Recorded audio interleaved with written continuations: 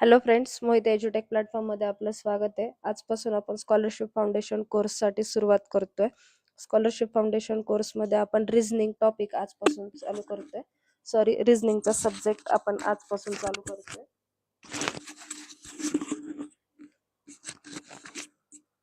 रिझनिंगचा अभ्यास रिझनिंगचा सब्जेक्ट चालू करण्यापूर्वी काही गोष्टी आपण क्लिअर करूयात. आपण पहिल्या लेक्चरमध्ये अभ्यास कसा करायचा, अभ्यासाचा सिलेबस काय असणार आहे आणि स्ट्रॅटेजी सेक्शन आपण हे सगळं पाहिले.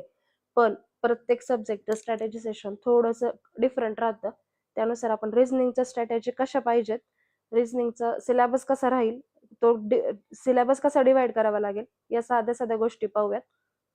तर रिझनिंगचा अभ्यास करण्यापूर्वी तुम्ही टप्पा 1 की मूळ संकल्पना स्पष्ट करा. कन्सेप्टची क्लॅरिटी ठेवा. सिलेबसला आपण 3 भागांमध्ये डिवाइड करतो: व्हर्बल, अनालिटिकल आणि नॉन व्हर्बल. व्हर्बल मध्ये काय होतं, कोणता सिलेबस राहतो आपला, ब्लड रिलेशन्स असतील, दिशाज्ञान, कोडिंग, डिकोडिंग, डायग्रॅम, वेन आकृती यासारखे सब्जेक्ट आपले टॉपिक व्हर्बल मध्ये राहतात. अनालिटिकल मध्ये काय होतं, बैठक व्यवस्था, कोण कुठे बसलंय, याच्या डाव्या हाताला कोण आहे, त्याच्या उजव्या हाताला कोण बसलंय, उजव्या हातापासून 3ऱ्या क्रमांकावर कोण बसलंय, अशा सारखे क्वेश्चन्स आपल्याला एक्झाम मध्ये राहतात. त्यानंतर पझल मध्ये त्यांनी आपल्याला कोडी दिलेली असतात, ते आपल्याला सोडवावी लागतात. टॉपिक नुसार पझल्स वेगवेगळे राहतात, ते आपण त्या टॉपिक मध्ये पाहूयात. नॉन व्हर्बल, अशाब्दिक मध्ये काय होतं, आरशातली प्रतिमा आपल्याला शोधायची असते. कागदाची घडी करून दिलेली असते, ती फोल्ड केल्यानंतर ती डायग्राम आहे, ती पर्टिक्युलर डायग्राम कुठे येईल, तो एरो कुठे येईल, ते सर्कल कुठे असेल, कागदाची घडी घातल्यानंतरची एकंदरीत प्रतिमा काय होईल, अशा प्रकारचे क्वेश्चन आपल्याला राहतात. आकृत्यांची मालिका राहते. 3 आकृत्या जर त्यांनी दिल्या असतील एका पॅटर्न मध्ये, 4थी आकृती त्या पद्धतीने कोणत्या पद्धतीने फॉर्म होईल हे शोधणं आपल्याला राहतं. असं राहतो. मूळ संकल्पना स्पष्ट करताना म्हणजे तुम्ही अभ्यास करताना तुमचा एक मेन टप्पा हा राहतो, तुम्ही कन्सेप्ट क्लिअर करा. आणि कन्सेप्ट क्लिअर करताना आपण अभ्यासाचं वर्गीकरण 3 प्रकारे केलं: व्हर्बल, अनालिटिकल आणि नॉन व्हर्बल. हे वर्गीकरण मुळात समजून घ्या. क्वेश्चन पेपरमध्ये आला की नक्की कशातला क्वेश्चन हे समजेपर्यंत पोरांचे 2 सेकंद जातात. आणि मॅथ्स मध्ये टाइम इज मनी. तुम्हाला मॅथ्स मध्ये टाइम वेस्ट करून चालत नाही. क्वेश्चन वाचला की तुम्हाला त्याचा कोणत्या टॉपिक मधला आहे, कसा क्वेश्चन आहे हे समजावून घ्यावंच लागतं. त्यानंतर अक्षर आणि अंकाचे क्रमांक तुम्हाला तोंडपाठ करा. म्हणजे जर आपण पाहिलं A to Z पर्यंत, A चा नंबर किती आहे 1, B चा किती आहे 2, C चा किती आहे 3, हे आपल्याला पाठ पाहिजे किंवा रादर सेन्स जेव्हा क्वेश्चन पेपर आपल्या हातामध्ये येतो, तेव्हा क्वेश्चन पेपर हातामध्ये आल्यानंतर काही सेकंदांमध्ये आपण ABCD उलट्या सरळ पद्धतीने आणि उलट्या पद्धतीने लिहून ठेवू शकतो. जसं A ला नंबर इथे 1 दिलाय, पुढचा B ला 2, C ला 3 असा. तसंच A ला 26, B ला 25, C ला 24 असे क्रमांक जर लिहून ठेवले तर आपल्याला पेपरमध्ये जेव्हा एक्झाम्पल ते सम आपल्या पुढे येतं तेव्हा ते आपल्याला जास्त सोपं जातं, आपला टाइम वाचतो. आणि मॅथ्स मध्ये time is money, don't waste it पाण्यावानी. सिंपल फॅक्ट आहे, सिंपल फंड आहे. ज्याला टाइम मॅनेजमेंट जमलं त्याला मॅथ्स रिझनिंग मध्ये मार्क्स येतात. त्यानंतर 1 ते 30 पर्यंतचे वर्ग आणि घन पाठ करा. हे सांगणे याच्यासाठी आहे की 5 चा स्क्वेअर 25 आहे, हे आपण एका सेकंदात करू शकतो. पण 25 into 25 याचं मल्टिप्लिकेशन करा, त्याचा आधी 5 चं मल्टिप्लिकेशन करा, नंतर 2 चं मल्टिप्लिकेशन करा, त्याचे ऍडिशन करा. ह्याच्यामध्ये आपले 2 मिनिटं जातात. त्यानंतर जर 25 चा स्क्वेअर आपल्याला जर लर्न असेल तर एका सेकंदामध्ये पुढची स्टेप आपल्याला येऊन जाते. त्यामुळे वर्ग आणि घन पाठ करणं मॅथ्स रिझनिंग मध्ये मस्ट आहे. ज्याला स्वतःचा वेळ वाचवायचा असेल त्यांनी वर्ग आणि घन पाठ करावेच लागतील. त्यानंतर हे वर्ग आणि घन आपल्याला उपयोगी कुठे पडतात, तर नंबर सिरीज राहते, त्यानंतर स्क्वेअर्स असतात, त्याच्यामध्ये जेव्हा आपण विसंगत घटक ओळखायचा असतो, काही वेळेस 1 चा स्क्वेअर दिलाय, 2 चा स्क्वेअर दिलाय, 4 चा स्क्वेअर दिलाय, मग अशा वेळेस काय देतात ते, समजा 1 चा स्क्वेअर 1, 2 चा स्क्वेअर 4, 3 चा स्क्वेअर 9, मग अशा वेळी मध्येच ते 15 देतात की वेगळा विसंगत घटक ओळखा बाबा. मग अशा वेळेस जर तुमचे स्क्वेअर्स लर्न्स असतील तर ह्यावेळेस तुम्हाला असे क्वेश्चन जे असतात ते विथिन अ सेकंद तुम्हाला क्लिक होतात. आणि मॅथ्स अँड रिझनिंग असा सब्जेक्ट आहे की सगळेच सम्स इथं सोडवायचे नसतात.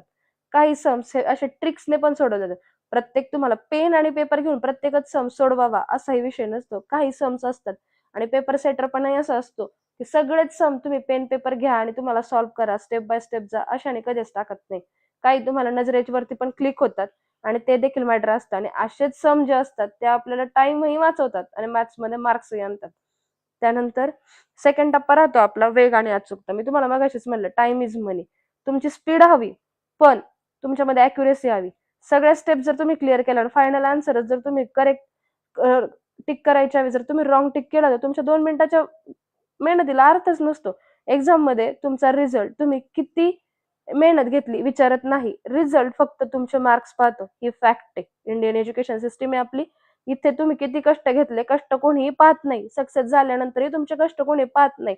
तुम्ही फक्त काय अचीव्ह केलं ते पाहिलं जातं. आणि लक्षात नेहमी ठेवा, अपयश असणाऱ्या व्यक्तीनेही कष्ट केलेले असतात. जो एका मार्काने राहतो त्यांनीही कष्ट केलेले असतात. आणि जो एका मार्काची लीड घेऊन कट ऑफ मध्ये बसलेला असतो त्यांनीही कष्ट केलेले असतात. पण अपयश आलेल्या व्यक्तीचं कष्ट कुणीही विचारत नाही. जो यशस्वी झाला त्याचे गोडवे गायले जातात. अपयशाची तर कोणी चौकशी करत नाही. त्यामुळं स्पीड आणि अॅक्युरेसी मस्ट आहे. त्याच्यासाठी काय करायचंय, स्पीड आणि अॅक्युरेसी तुम्हाला कधीच एका दिवसात येत नाही. कोडी आहेत ती तुम्हाला रोजच्या रोज सोडवायला लागतात. किमान 2-3 तरी सिटिंग अरेंजमेंट हे तुम्हाला सोडवता आल्या पाहिजेत. सिटिंग अरेंजमेंटचा आपला सिंपल फंडा चुकतो. डावं उजवं, ह्याच्या डाव्याला तो बसलाय, त्याच्या उजवीला तो बसलाय. त्याच्या रामच्या उजवीकडे तो श्याम आहे, श्यामच्या पलीकडे तिसरा, तिसऱ्याकडून लेफ्टला कोण आहे, लेफ्टच्याकडून पाचवा कोण आहे. असं इतकं सिटिंग अरेंजमेंट मध्ये ते आपल्याला भुलवतात की त्याच्यामुळे आपल्याला प्रॉब्लेम क्रिएट होतो. त्यामुळे सिटिंग अरेंजमेंटची जर आपल्याला प्रॅक्टिस असेल, क्वेश्चन सोपा दिसतो, पेपरमध्ये गेल्यानंतर ह्याच्या उजवीकडे तो, त्याच्या डावीकडे तो, आपलं डोकं डावं उजवं करून ठेवतो. त्यामुळे सिटिंग अरेंजमेंटचे क्वेश्चन्सची प्रॅक्टिसच हवी. पझल सोडवण्याची प्रॅक्टिस ठेवा. त्यामुळे तुमचा विचार करण्याचा योग वाढतो. आणि आपल्याला जर पेपर 10 मिनिटात मॅथ सोडवायचे, 20 मिनिटात मॅथ सोडवायचे, याच्यामध्येच आपली डेली प्रॅक्टिस झाली पाहिजे. आपण म्हणतो पेपरला गेल्यानंतर येईल, ऑन दी स्पॉट काही येत नसतं भावा. सगळे आधीच प्रॅक्टिस करावी लागते. त्यामुळे स्टॉप वॉच लावून सराव करा. कधीच मला येतंय, मला हे एक्झाम्पल सुटले, इथं सुटतं, एक्झाम मध्ये सुटत नाही. त्यामुळं स्टॉप वॉच मस्ट आहे. तुम्ही स्टॉप वॉच लावून तुमचा सराव करा. त्यानंतर एलिमिनेशन मेथड. एलिमिनेशन मेथड म्हणजे कुठेही जा की तुम्हाला एलिमिनेशन मेथड जर आली, सगळ्या एक्झामचा बाप म्हटलं जातं. म्हणजे जरी आपण आत्ताही घेत असो स्कॉलरशिप फाउंडेशन कोर्स, तरीही मी तुम्हाला म्हणेल पुढे जाऊन तुम्ही भविष्यात एमपीएससी कराल, युपीएससी कराल, कुठलीही एक्झाम कराल, सगळ्या मेथडचा बाप म्हटलं, सगळ्या एक्झामचा बाप म्हटलं तरी एलिमिनेशन मेथड. पोरं असे असतात की एलिमिनेशन मेथड वरती इतकं काबू घेतात की काही पोरांचे रिझल्टही निघून गेलेले आहेत. बघता क्षणी पोरांना कळतं की कोणतं आन्सर असू शकतं, कोणतं आन्सर नसू शकतं. त्यामुळे एलिमिनेशन मेथडची प्रॅक्टिस हवी. एलिमिनेशन मेथड पेपरमध्ये जाऊन पेपर सॉल्व्ह करून येत नाही. त्यासाठी तुम्हाला डेली पेपर सॉल्व्हिंगची प्रॅक्टिस ठेवावी लागते. हा क्वेश्चन हे आन्सर असू शकतं का, हे आन्सर नसू शकतं का. त्याच्यामुळे एलिमिनेशन मेथड जर तुम्हाला प्रॅक्टिस करायची असेल तर डेली पेपर सोडवणं मस्ट आहे. त्यानंतर टप्पा थर्ड, मॉक टेस्ट आणि विश्लेषण. इतक्या वेळा आपण तेच सांगतोय, मॉक टेस्ट आणि अनालायसिस झालंच पाहिजे. 2 दुने 4 माहिती आहे तुम्हालाही माहिती आहे, तुमच्या बाजूलाही बसलेल्याला माहिती आहे, आणि जो ऑल महाराष्ट्रात ऑल भारतात अभ्यास करणाऱ्या प्रत्येक मुलालाच माहिती आहे. त्याचं ऍप्लिकेशन करता आलं पाहिजे ना. जेव्हा तुम्ही सिम्प्लिफिकेशनचे एक्झाम्पल सोडवता, पदावलीचे एक्झाम्पल तुम्ही जेव्हा सोडवता, त्यावेळेस तुम्हाला तिथं ते अप्लाय करता आलं पाहिजे. मग हे अप्लाय करताना मॉक टेस्ट त्याच्यासाठी द्याव्याच लागतात. आणि त्याच्यासाठी काय करायचं, चुकीचं एक रेजिस्टर बनवायचं. कायम लक्षात ठेवायचं, बरोबर आलेलं उत्तर टेस्ट सिरीज मध्ये बरोबर आलेलं उत्तर पेपरमध्ये आपलं बरोबरच येईल ह्याची गॅरंटी नसते. पण जे इथं चुकलेलं उत्तर असतं ना, ते भविष्यात जाऊन नक्कीच आपलं बरोबर येतं. पेपरमध्ये ते कधी चुकत नाही.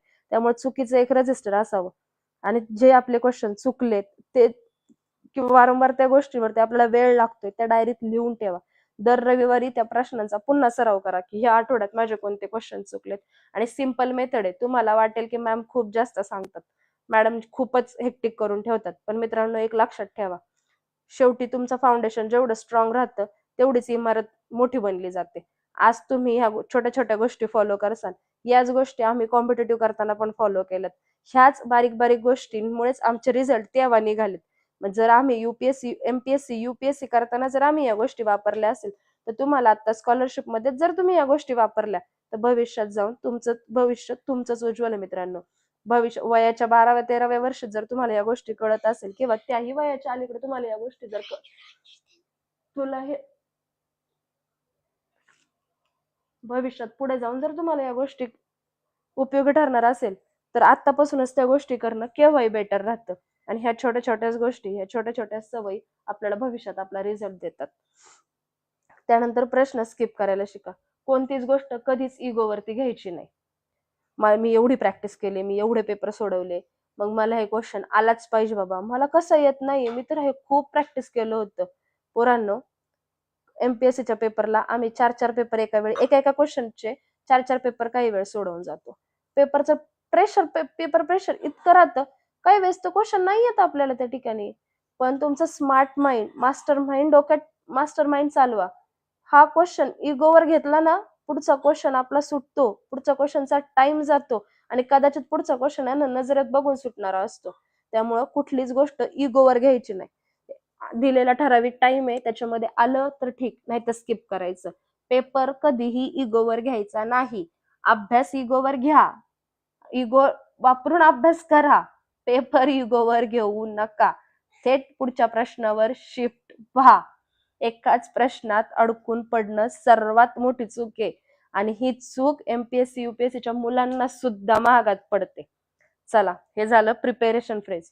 जर काही वाटलं मॅडमशी बोलावं, मॅडमशी कोणत्या गोष्टीवर डिस्कस करावं, तर बिनधास्त सांगा, बिनधास्त मी तुमच्याशी कॉन्टॅक्ट करेल. कारण की रिझनिंग हा सब्जेक्ट एका रात्रीत येत नाही आणि आला की हा डोक्यातून जात नाही. मग तुम्ही ठरवा तुम्हाला कसा प्रिपेअर करायचा आहे. आणि एवढा एक 5 ते 10 मिनिटाचं जे आता आपलं सेशन झालंय, त्या 5 ते 10 मिनिटाच्या सेशनमध्ये तुम्हाला क्लिअर मी सांगितलंय की हा पाथ कसा घेऊन जायचा आहे. आणि हा तुमच्यासाठीच फक्त, म्हणजे जे एमपीएससी युपीएससीच्या मुलांनी केलंय ते तुम्हाला या फाउंडेशन कोर्समध्ये सांगितलं जाते, जेणेकरून तुम्ही ग्रॅज्युएशन नंतर एमपीएससी युपीएससीच्या पोरांना जे लक्षात येतं ते तुम्ही आता स्कॉलरशिपच्या ज्या फेजमध्ये, त्या फेजमध्ये जर तुमच्या लक्षात आलं तर भविष्यात तुमचं उज्ज्वल आहे मुलांना. त्यामुळे जर यात काही प्रॉब्लेम वाटला तर नक्की माझ्याशी कॉन्टॅक्ट करा.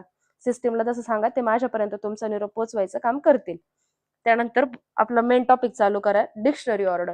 शब्दकोशानुसार शब्दांची मांडणी हा टॉपिक आहे. दिसायला टॉपिक सिंपल दिसतो, आहेच सिंपल, त्यात काहीही वेगळं नाहीये. सो टॉपिक सिंपल आहे, सोप्पा आणि हमखास गुण मिळवून देणारा टॉपिक आहे. आपली इंग्रजी वर्णमाला राहते A to Z, त्या क्रमवाल्याच्या शब्दांची मांडणी करायची राहते. पण मांडणी करताना जरा व्यवस्थित नियम आहेत ते लक्षात घ्या. नियम आणि संकल्पना काय, मांडणी करताना खालच्या पायऱ्या मी ज्या सांगते त्या लक्षात ठेवायचं. पहिलं अक्षर तपासायचं. सुरुवातीला सगळ्या शब्दांचं पहिलं अक्षर बघायचं. ज्या शब्दाचं पहिलं अक्षर आधी येतं तो शब्द पहिल्या स्थानावरती येतील. A B C D, ए आधी का बी आधी? ए आधी येतो, मग एच अल्फाबेटिकल ऑर्डरने लावताना, डिक्शनरी ऑर्डरने लावताना तो लेटर पहिल्यांदा येणार. आता पाहून घ्या, मी तुम्हाला नंतर याचा डेमो क्वेश्चनचं शिकवते. पुढील अक्षराकडे जा. जर पहिल्या अक्षराचं फर्स्ट लेटर टाय असेल म्हणजे समान आहे, ऍपल, अँट सेम आहे तुम्हाला, मग तुम्ही कोणत्या अक्षरावरती शिफ्ट होणार? सेकंड अक्षरावरती शिफ्ट होणार. सेकंड बघायचं पी आधी का एन आधी, त्याच्यानुसार पुढचं अक्षर लिहायचं. दुसरं पण सेम आहे, तिसरं पण सेम आहे. नेक्स्ट स्टेपला तुम्ही मूव्ह ऑन व्हा आणि त्यानुसार अक्षरांची मांडणी करा.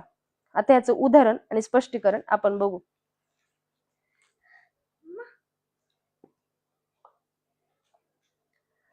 आता आपल्याला इथं काय दिलंय, ऍपल, ऍप्लिकेशन, अप्लाय, एप आणि ऍप्टिट्यूड. पहिलं अक्षर बघा याच्यामध्ये, ए ए आहे सगळीकडे, ए ए ए ए ए, ओके. सेकंड अक्षर कोणतं घातलं? पी. ऍपल मध्ये पण पी, ऍप्लिकेशन मध्ये पण पी, अप्लाय मध्ये पण पी, एप मध्ये पण पी आणि ऍप्टिट्यूड मध्ये पण पी. ओके, त्यामुळे सेकंड अक्षरावर प्रॉब्लेम. ही झाली आपली पहिली स्टेप. दुसरी स्टेप, आता आपल्याला थर्ड स्टेप मध्ये जावं लागेल. थर्ड अक्षर बघा त्यांचं. थर्ड अक्षर कोणतं आहे? इथे पी पी पी, म्हणजे यात पुन्हा आपल्याला कॉम्प्लिकेशन्स येतील. E T. आता ई आधी, टी आधी का पी आधी? तुम्हीच सांगा मला. ई आधी आहे, पी आधी आहे का टी आधी? पहिला येणार ई, नंतर येणार पी, नंतर येणार टी.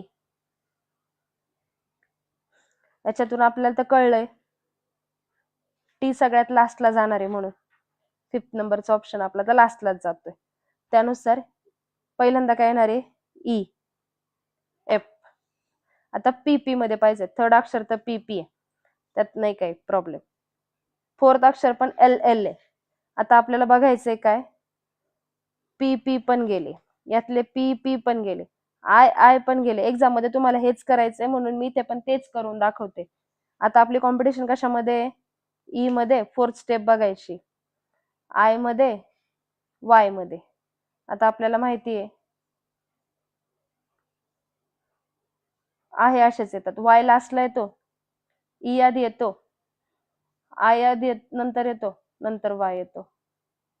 म्हणजे काय झालं, पहिल्यांदा हा आला apple, second application, third apply, four aptitude.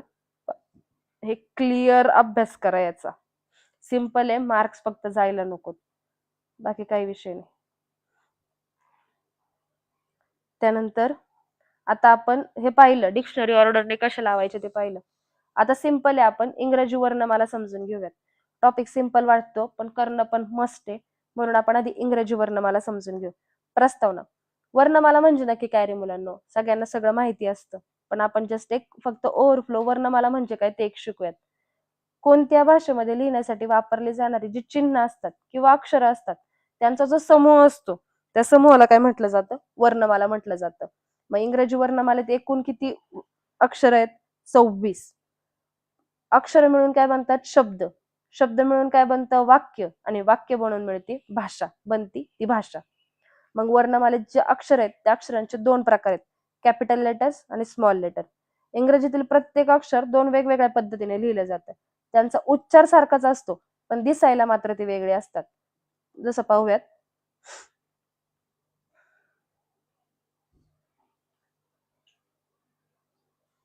ए,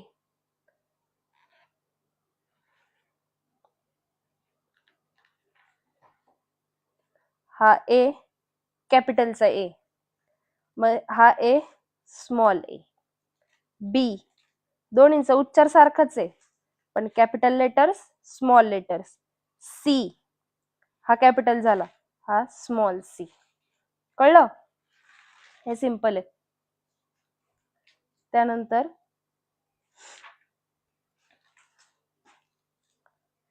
कॅपिटल लेटरचा आपण वापर कधी करतो, जर आपण एखाद्या वाक्याचं पहिलं अक्षर लिहितोय तर पहिलं अक्षर लिहिताना आपण कॅपिटल लेटर वापरणार.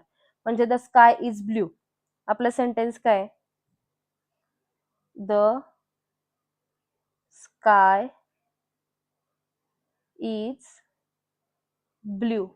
ओके, या सेंटेन्सेस पुढचे सगळे लेटर्स आपण स्मॉल मध्ये लिहिलेत, पण हा जो द आहे हा द आपण कॅपिटल लेटर मध्ये लिहिणार. किंवा कोणतंही नाव आपण लिहितोय, इथे लिहितो आपण नाव श्रीषा,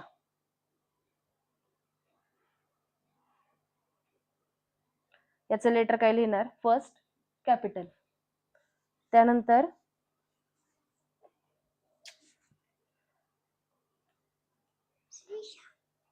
पुढचं नाव आपण लिहिलं राम,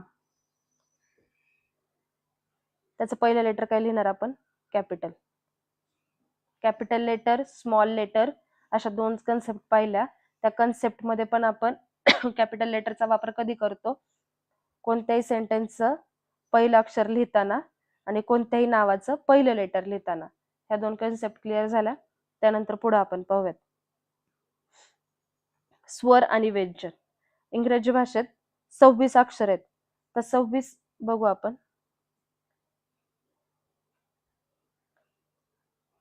इंग्रजी वर्णमालेत अक्षर किती आहेत, 26. त्या 26 मध्ये येतात दोन प्रकार पडतात परत, स्वर आणि व्यंजन. स्वरला म्हणतात वॉवेल्स, व्यंजनला म्हणतात कॉन्सोनंट.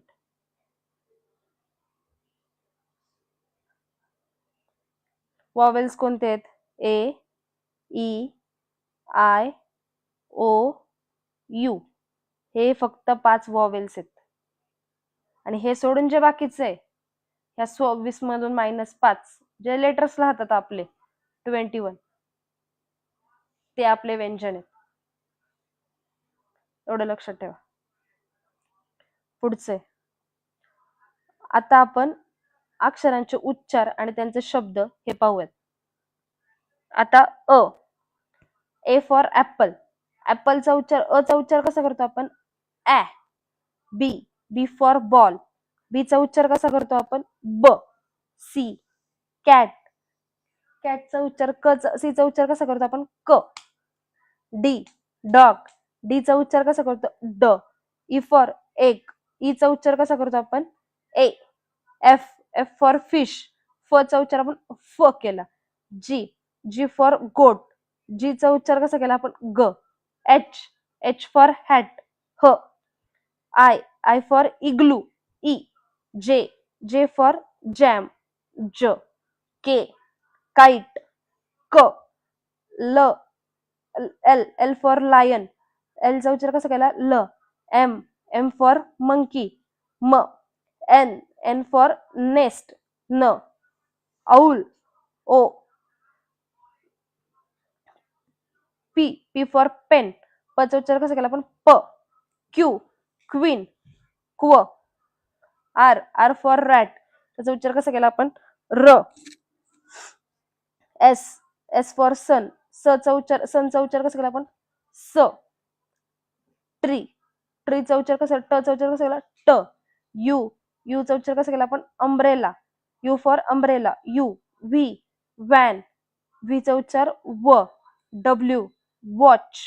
डब्ल्यू चा उच्चार कसा केला? व. X ray.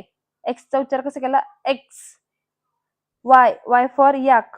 वाय चा उच्चार कसा केला आपण? वाय. य. य. Z for zebra. झेड चा उच्चार कसा केला आपण? झ. झ. हेपर्यंत झालं. आता आता आपण कोणता टॉपिक पाहिला? इंग्रजी वर्णमाला. इंग्रजी वर्णमालेत वर्णमाला म्हणजे काय हे आपण बघितलं.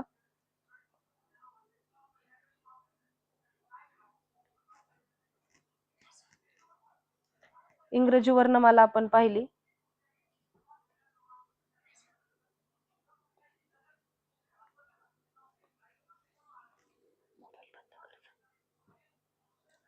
त्याच्यामध्ये आपण वर्णमाला म्हणजे काय हे पाहिलं.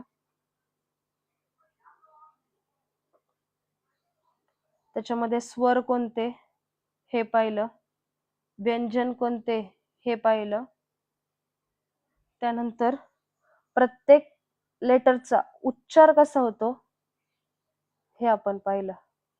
आतापर्यंत आपण हा टॉपिक कव्हर केला. इंग्रजी वर्णमाला करणं का गरजेचं आहे आणि स्वर व्यंजन त्यांचे उच्चार इथपर्यंतच्या गोष्टी आपण आतापर्यंत पाहिल्या. आता पुढचा टॉपिक काय करतोय आपण? Word formation.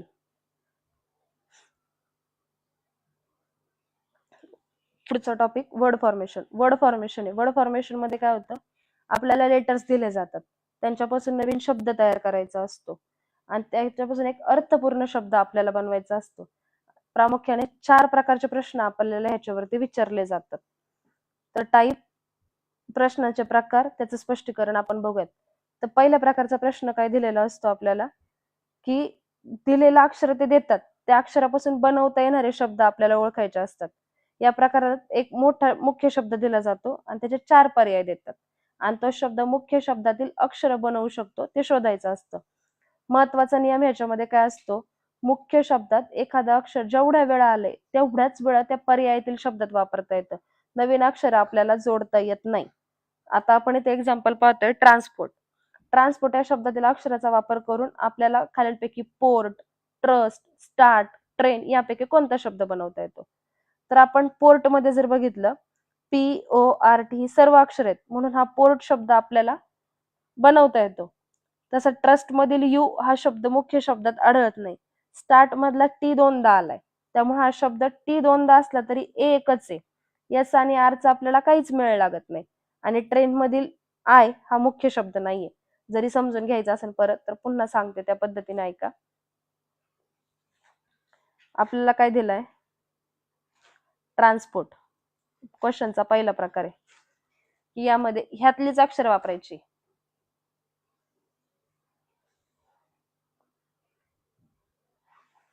एक्स्ट्रा लेटर्स नाहीच. मग आपल्याला कोणता शब्द बनवता येईल? तर आपण म्हटलो होतो पोर्ट. पोर्ट मधला पी इथे आहे का? आहे. ओ इथे आहे का? आहे. आर इथे आहे का? आहे. टी इथे आहे का? आहे. दुसरा शब्द आपल्याला कोणता दिला होता आपण?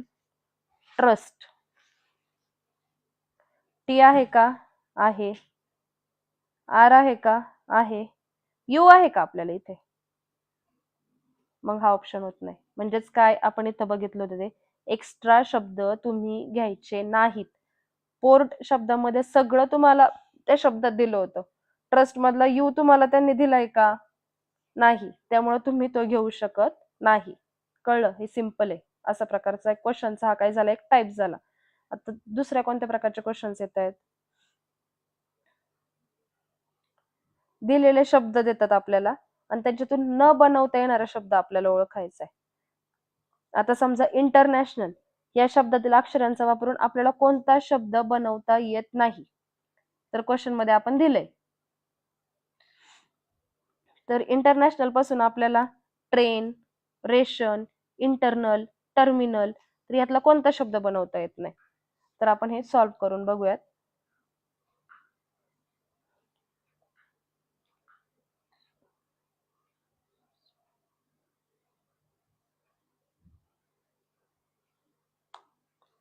इंटरनॅशनल बरोबर आपल्याला बनवता येत नाही असा विचारलाय. त्यांनी पहिला शब्द आपल्याला कोणता सांगितलाय? ट्रेन.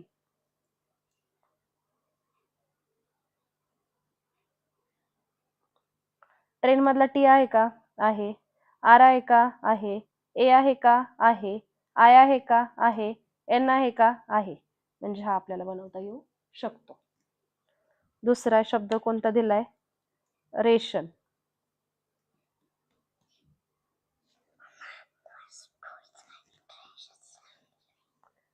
आर आहे का?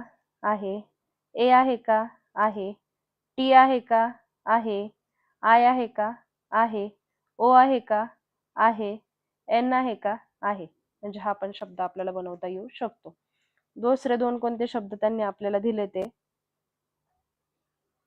इंटरनल आणि टर्मिनल.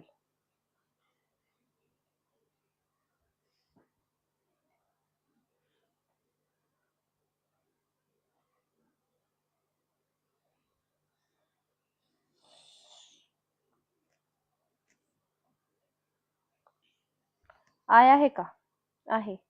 एन आहे का? आहे. टी आहे का? आहे. ई आहे. आर आहे. एन आहे. ए आहे. एल आहे. करेक्ट. टर्मिनल टी आहे का? आहे. ई आहे. आर आहे. एम आहे का? एम तर नाही. इधर इष्ट गडबड आहे. म्हणजे फोर्थ नंबरचा आपल्याला बनत नाही. समजला क्वेश्चन? क्वेश्चनचा टाईप समजला का? आता थर्ड बघू आपण. आपल्याला ते विस्कळीत अक्षर देतात. त्या विस्कळीत अक्षरांपासून आपल्याला अर्थपूर्ण शब्द तयार करायचं आणि अर्थपूर्ण शब्द तयार करताना आपल्याला त्या शब्दाचे खाली पर्याय देतात अक्षरांचे. त्याच्यापासून बनतो का आपल्याला बघायचा. आता त्यांनी आपल्याला अक्षरं कोणती दिलीत? EHNTOS. याच्यापासून शब्द कोणता बनतो आपला? ऑनेस्ट. HONEST. आधी ह्या क्वेश्चन मध्ये लक्षात ठेवायचं आपल्याला जो त्यांनी शब्द दिलेत त्याच्यापासून आपण आपला क्वेश्चन तयार करून घ्यायचा.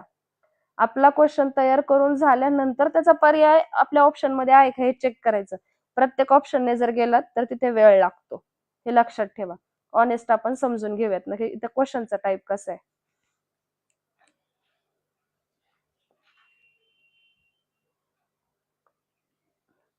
आपल्याला त्यांनी काय दिलंय? हा आपण बनवलाय पण त्यांनी आपल्याला काय दिलं? EOT.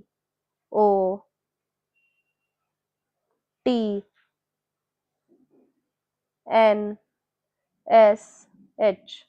समजा यांना 1 2 3 4 5 आणि 6 असे नंबर आपल्याला दिलेत. बरोबर आहे. आता एच चा नंबर किती दिलाय? EOTNST झाला परत. सॉरी. एच चा नंबर किती आहे? 6. ओ चा नंबर किती आहे 2, एन चा नंबर किती आहे 4, ई चा नंबर किती आहे 1, एस चा नंबर किती आहे 5, टी चा नंबर किती दिलाय 3. मग ऑप्शन मध्ये काय चेक करायचं 6, 2,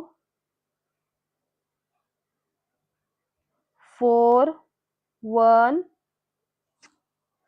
5, 3 आहे का. त्यांच्यानुसार गेला तर तिथं वेळ लागतो. आपली पद्धत आपण वापरायची. 4 नंबरचा क्वेश्चन. शब्दाच्या सुरुवातीला आणि शब्दाच्या शेवटी अक्षर जोडून नवीन अक्षर बनवायचं असतं. सुरुवातीला म्हणजे प्रिफिक्स, नंतर म्हणजे सफिक्स. च्या आधी आपल्याला अक्षर बनवायचं असतं. आता त्यांनी आपल्याला काय दिलंय ॲट, इयर, अवर, IL याच्यापासून आपल्याला नवीन शब्द तयार करायचे. एक्सप्लेन करून बघू.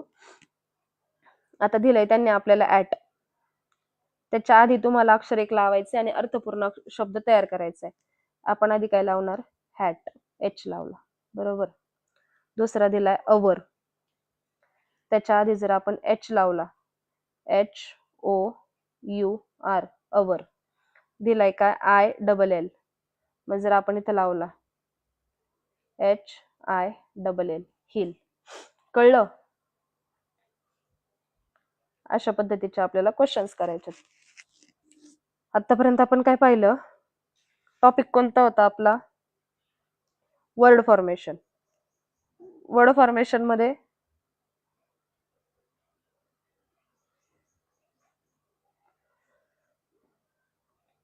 टॉपिक कोणता होता आपला वर्ड फॉर्मेशन.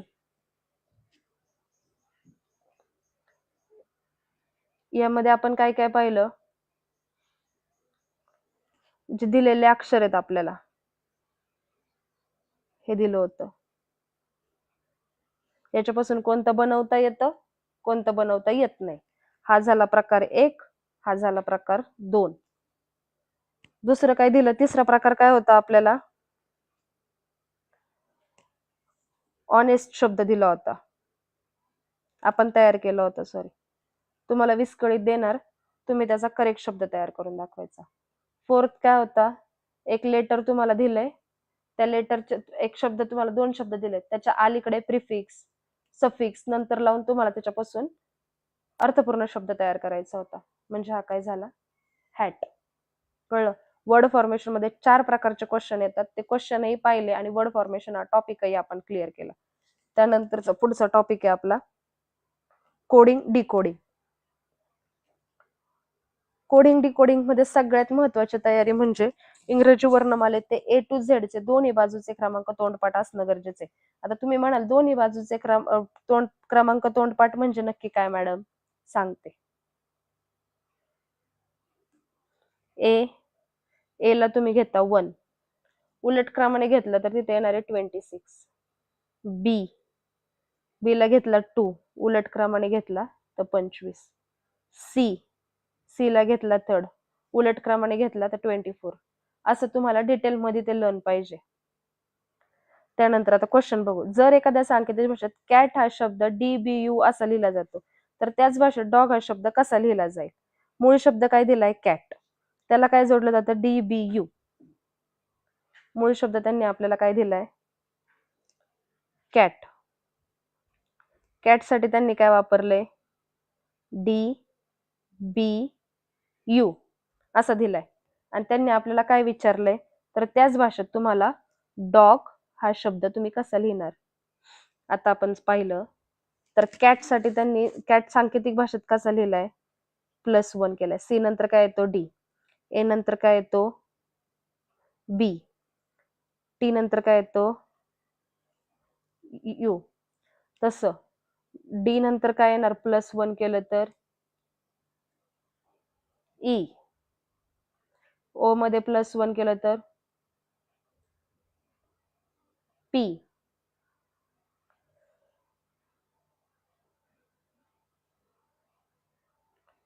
जी मध्ये +1 केलं तर H. बरोबर. EPH डॉग शब्द आपण कसा लिहिणार EPH. एच. आलं. त्यानंतर अक्षरांसाठी अंकांचा वापर केलाय. तर हे शब्द कसे, उदाहरण बघूया. एका सांकेतिक भाषेत बॅट हा 23 लिहिला जातो, कॅट 24 असेल, तर बॉल हा शब्द कसा लिहिला जाईल बघूयात.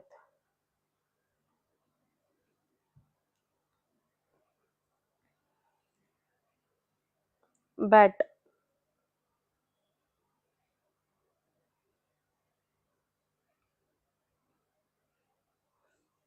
कॅट,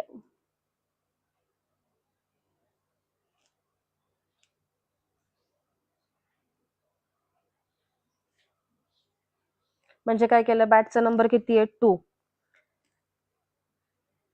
एचा नंबर 1, या दोन्हींचे ऍडिशन करून तिसरा नंबर दिलाय टी ला.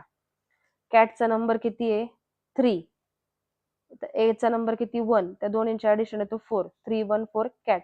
मग डॉग कसा लिहिणार याचा आन्सर तुम्ही सांगायचं मला, हा क्वेश्चन तुम्हाला आहे. अशा प्रकारचा एक क्वेश्चन. त्यानंतर सबस्टिट्यूशन कोडिंग. या प्रकारात एका खऱ्या वस्तूला शब्दाला दुसरं काल्पनिक नाव देतात. प्रश्न खूप सोपा असतो, पण शेवटच्या विधानाचा खरा अर्थ शोधायचा असतो. जर पाण्याला आकाश म्हटलं, आकाशाला हवा म्हटलं, हवेला समुद्र म्हटलं आणि समुद्राला रस्ता म्हणलं, तर पक्षी कुठे उडतात? शब्दाचं शेवट नंतर एक अवघड जातो. आधी मूळ प्रश्नाचं खरं उत्तर पक्षी उडतात आकाशात. मग आकाशाला काय म्हटलंय, हवा. मग आपलं उत्तर काय आहे, तर हवा. हे सिंपल आहे. वर्ड फॉर्मेशनच्या टॉप सब्जेक्ट कोडिंग डिकोडिंग मध्ये आपण 3 प्रकारचे क्वेश्चन्स बघितलेत, क्वेश्चन टाइप्स बघितलेत, ते पाहूयात.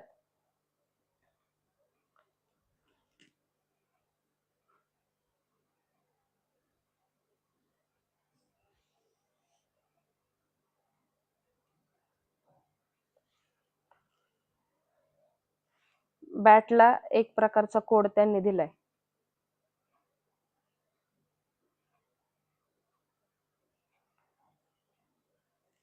तर कॅटचा कोड काय येईल, हा एक प्रकार आपण पाहिला. दुसरा कोड काय पाहिला, बॅटला त्यांनी एक प्रकारचं नंबर दिलाय, तर कॅटचा नंबर काय येईल ते आपल्याला शोधायचं आहे. हे कळलं, या दोन्हींचे ऍडिशन करून हा नंबर दिलाय. थर्ड प्रकार काय दिलाय, एकाला एक म्हणलं दुसऱ्याला ते म्हणलं, तर पक्षी कुठं उडतात, आकाशात. पण त्यांनी क्वेश्चन मध्ये काय सांगितलं होतं, आकाशाला काय म्हणायचंय, हवा. म्हणजे पक्षी उडतात त्याचा आन्सर काय, हवा, आकाश नाही. लक्षात ठेवा. हे आपण कशामध्ये पाहिलं, कोडिंग डिकोडिंग मध्ये पाहिलं. तर आपण आज कोणते कोणते टॉपिक बघितलेत हे एकदा रिवाइज करूयात.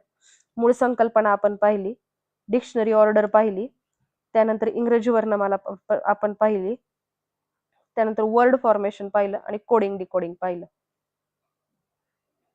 तर आजच्या लेक्चर मध्ये काय बघितलं आपण, सुरुवातीला पाहिली स्ट्रॅटेजी, जी सगळ्यात महत्वाची आहे.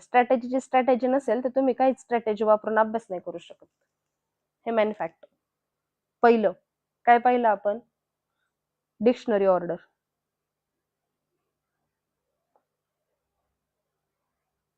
मी शब्द थोडा छोटा लिहिते.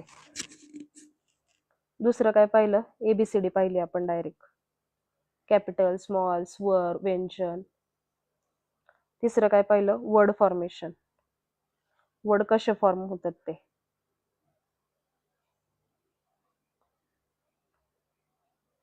थर्ड काय पाहिलं आपण, कोडिंग डिकोडिंग.